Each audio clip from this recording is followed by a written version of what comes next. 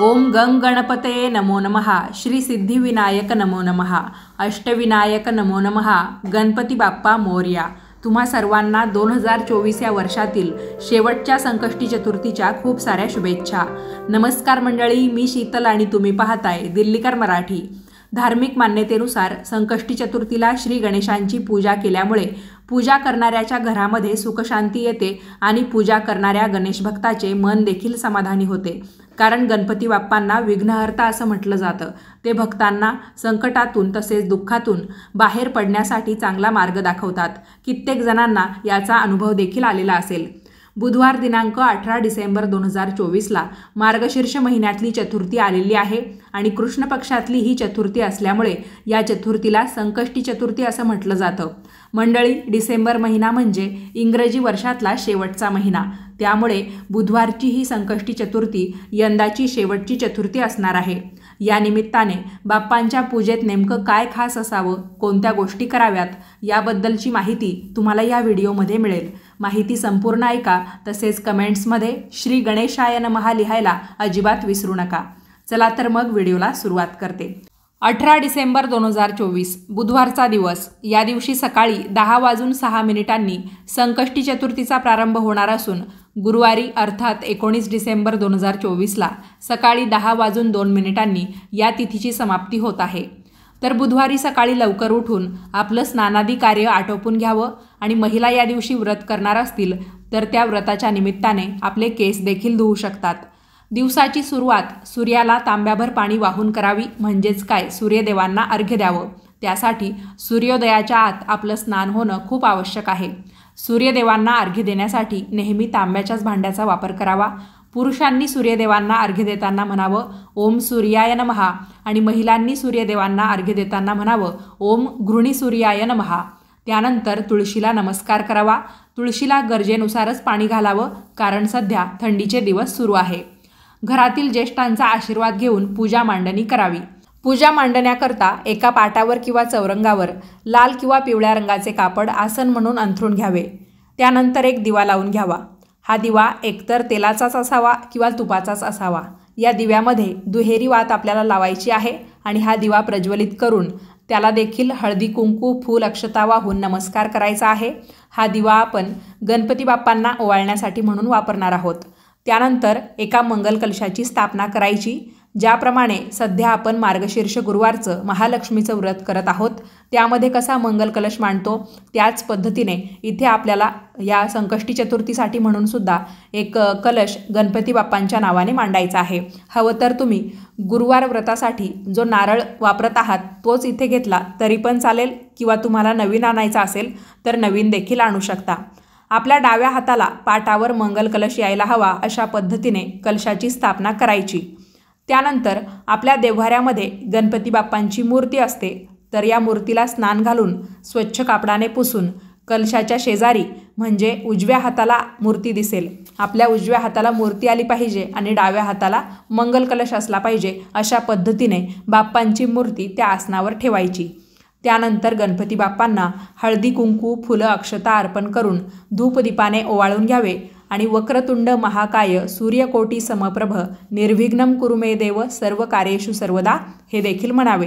यानंतर आपल्या उजव्या हातामध्ये मूठभर तांदूळ घ्यायचे. हे तांदूळ न तुटलेले म्हणजे अखंड असायला हवे आणि या तांदळावर आपल्याला थोडंफार हळदी कुंकू वाहून घ्यायचं आहे, जेणेकरून आपण यांचा वापर अक्षता म्हणून करणार आहोत.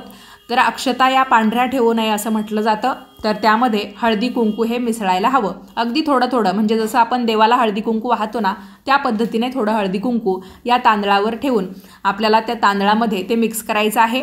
आणि या तांदळाच्या मदतीने आपल्याला बाप्पांच्या समोर म्हणजेच त्या आसनावरच एक त्रिकोण काढायचा आहे.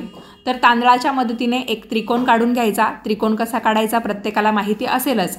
आणि या त्रिकोणाच्या पहिल्या कोणावर आपल्याला एक तुपाचं निरांजन किंवा पंती लावायची आहे. या दिव्यामध्ये म्हणजे या निरांजनामध्ये किंवा पंतीमध्ये तुम्ही फुलवात लावू शकता, दुहेरी वात लावू शकता, काही हरकत नाही. पण पंतीतील तुपावर तुम्हाला थोडंसं कुंकू वाहायचं आहे आणि मंत्र म्हणायचा आहे ओम गंग गणपतये नमः. वरच्या कोणावर आपण पंती किंवा निरांजन प्रज्वलित करून घेतलं. आता खालचे 2 कोण अजून शिल्लक आहेत. त्यापैकी त्रिकोणाच्या आपल्या डाव्या हाताच्या कोणावर आपल्याला मसूर डाळ आणि त्याच्यावर 2 अख्ख्या लाल सुक्या मिरच्या देठासह असणाऱ्या ठेवायच्या आहेत. तर काय करायचं, एक वाटी घ्यायची, त्याच्यामध्ये थोडीशी मसूर डाळ भरायची आणि या मसूर डाळीवर 2 अख्ख्या लाल सुक्या मिरच्या देठासह असतील अशा पद्धतीने ठेवायच्या. आपल्या डाव्या हाताच्या कोणावर या मिरच्या आणि मसूर डाळ भरलेली वाटी आपल्याला ठेवायची आहे, हे मात्र लक्षात ठेवा. त्यानंतर मंत्र म्हणायचा, मंगलमूर्ती विघ्नहरा दुरितनाशना कृपा करा. आता तुमच्यापैकी बऱ्याच जणांच्या मनामध्ये हे आलं असेल की मसूर डाळ आणि मिरच्या का ठेवायच्या. तर बघा, गणपती बाप्पांना लाल रंग विशेष प्रिय आहे आणि मसूर डाळ ही सुद्धा लालसरच असते.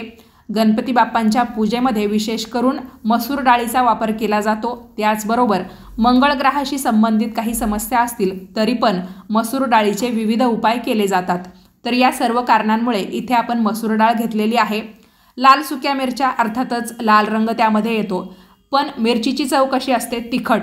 त्यामध्ये आपण हिरवी मिरची किंवा लाल ओली मिरची खाल्ली तर त्याही तुलनेमध्ये लाल सुकी मिरची ही जास्त तिखट असते.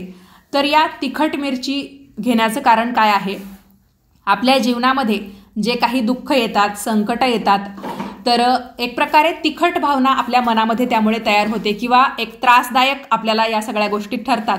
तर त्या गोष्टींचं प्रतीक म्हणून आपण बाप्पांच्या चरणी आपलं दुःख अर्पण करत आहोत की बाप्पांनी त्याच्यावर काही का होईना मार्ग आपल्याला दाखवावा.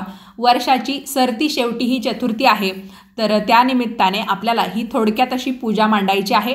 तर त्याचं प्रतीक म्हणून मसूर डाळीवर आपण या लाल सुक्या मिरच्या ठेवत आहोत, दुसरं काहीही कारण नाही. आणि मंत्रसुद्धा मी तुम्हाला त्या संबंधितच सांगितला, मंगलमूर्ती विघ्नहरा दुरितनाशना कृपा करा. तर अशा पद्धतीने एका कोणावर मसूर डाळ आणि लाल सुक्या मिरच्या आपल्या ठेवून होतात. त्यानंतर त्रिकोणाचा जो काही शेवटचा कोण शिल्लक राहतो, जो आपल्या उजव्या हाताला येणार आहे आता, तर तिथे आपल्याला एका तांब्यामध्ये किंवा मातीच्या बोळक्यामध्ये पाणी भरून ठेवायचं आहे. या पाण्यामध्ये थोडासा अष्टगंध किंवा चंदन टाकलं तर उत्तम.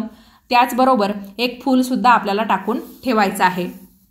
आता हे पाणी आपल्याला काही झाकून वगैरे ठेवायचं नाही आहे, याचा वापर आपण संध्याकाळी करणार आहोत. यानंतर गणपती बाप्पांना नैवेद्य म्हणून गुळ खोबरं वाहायचं, मनोभावे नमस्कार करायचा आणि दिवसभर आपल्याला चतुर्थीचा उपवास देखील करायचा आहे. उपवासामध्ये फक्त भगर खाल्ली जात नाही, तुम्ही खिचडी खाऊ शकता, फळं खाऊ शकता, दुधाचे पदार्थ खाऊ पिऊ शकता. तर अशा पद्धतीने नेहमीप्रमाणे आपला चतुर्थीचा उपवास करायचा. सायंकाळी सूर्य मावळण्याच्या वेळेला बाप्पासाठी नैवेद्य तयार करून घ्या. त्यामध्ये तुम्ही मोदक बनवू शकता किंवा गहू आणि गूळ वापरून जी काही लापशी बनवली जाते तर ती लापशी देखील बनवू शकता. कारण गणपती बाप्पांना गव्हाचे पदार्थ, त्याचबरोबर मोदक असेल आणि गुळ खोबरं असेल, या सगळ्या गोष्टी प्रिय आहेत. त्यामुळे मोदक किंवा गुळाची लापशी यापैकी काहीतरी पदार्थ बनवा.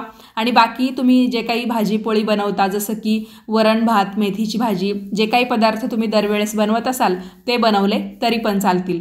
मी फक्त तुम्हाला गोडामध्ये काय बनवावं हे सांगितलेलं आहे. आता बघा, 18 तारखेला रात्री 8:57 चंद्रोदय होत आहे. प्रत्येक शहरामध्ये, प्रत्येक भागामध्ये वातावरणाच्या बदलानुसार या वेळेमध्ये थोडाफार बदल किंवा ही वेळ मागे पुढे होऊ शकते.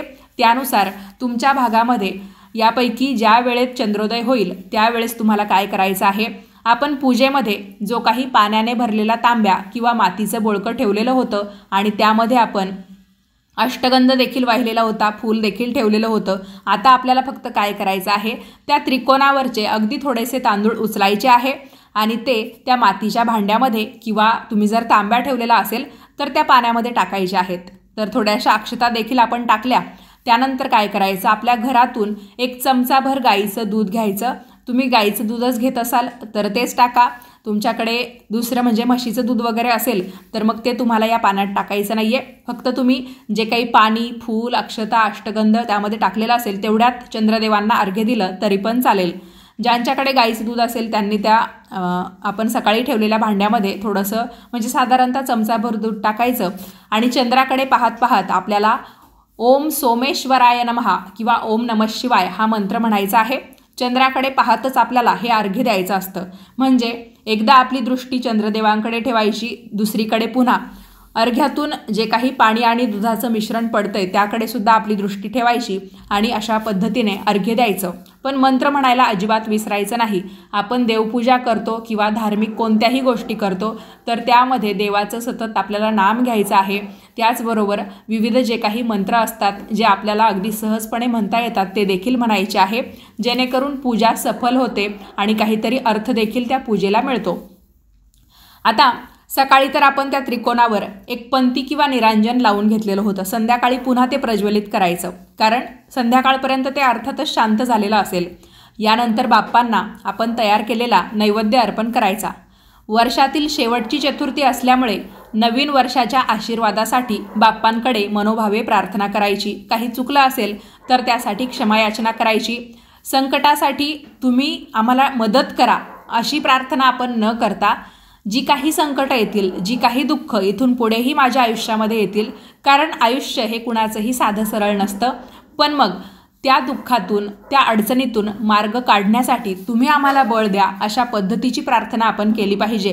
कारण आपण देवावर भरवसा ठेवतो, देवावर विश्वास ठेवतो, पण आपण अशी मागणी करणं कितपत योग्य आहे? उलट देवाकडे या संकटातून या दुःखातून मार्ग काढण्यासाठी आम्हाला शक्ती दे, बळ दे ही प्रार्थना केलेली कधीही योग्य ठरेल। तर अशा पद्धतीचीच प्रार्थना करायची आणि त्यानंतर आपण बाप्पांची नेहमीप्रमाणे आरती करायची। आरती झाली की आपण उपवास सोडण्यासाठी मोकळे। दुसऱ्या दिवशी सकाळी उठल्यानंतर अंघोळ वगैरे करायची। अंघोळ झाली की त्यानंतर पूजेमध्ये ठेवलेली जी काही मसूर डाळ होती, मिरच्या होत्या, त्या उचलून घ्यायच्या। आपल्या स्वयंपाकघरामध्ये आपण त्या गोष्टींचा वापर करू शकतो। त्याचबरोबर त्रिकोणावर आपण ज्या काही हळदी कुंकू मिश्रित अक्षता तयार करून मग तो त्रिकोण केलेला होता, तर त्या अक्षता आपण एकतर पक्ष्यांना टाकू शकतो किंवा ज्यांच्याकडे पक्षी वगैरे काही येतच नाही तर त्यांनी झाडाच्या कुंडीमध्ये त्या टाकून दिल्या तरी पण चालतील। बाप्पांची मूर्ती स्नान घालून पुन्हा देवघरामध्ये ठेवावी आणि बाकी पूजा साहित्य देखील उचलून घ्यावं। अशा पद्धतीने वर्षातील शेवटच्या संकष्टी चतुर्थीची आपल्याला पूजा करायची आहे। मंडळी, या संकष्टी चतुर्थीबाबतचे तुमचे प्रश्न आणि या व्हिडिओबाबतच्या तुमच्या प्रतिक्रिया मला कमेंट्सद्वारे नक्की कळवा। व्हिडिओ आवडला असेल तर लाईक करा, जास्तीत जास्त लोकांना पाठवा आणि याच पद्धतीचे धार्मिक आध्यात्मिक व्हिडिओ पाहण्यासाठी आजच आपल्या दिल्लीकर मराठी या यूट्यूब वाहिनीला सबस्क्राईब करा। आपण भेटूयात पुढच्याच नवीन व्हिडिओमध्ये। तोपर्यंत सर्वांनी काळजी घ्या। व्हिडिओ पाहिल्याबद्दल तुम्हा सर्वांचे खूप खूप धन्यवाद आणि चतुर्थीसाठी भरभरून शुभेच्छा।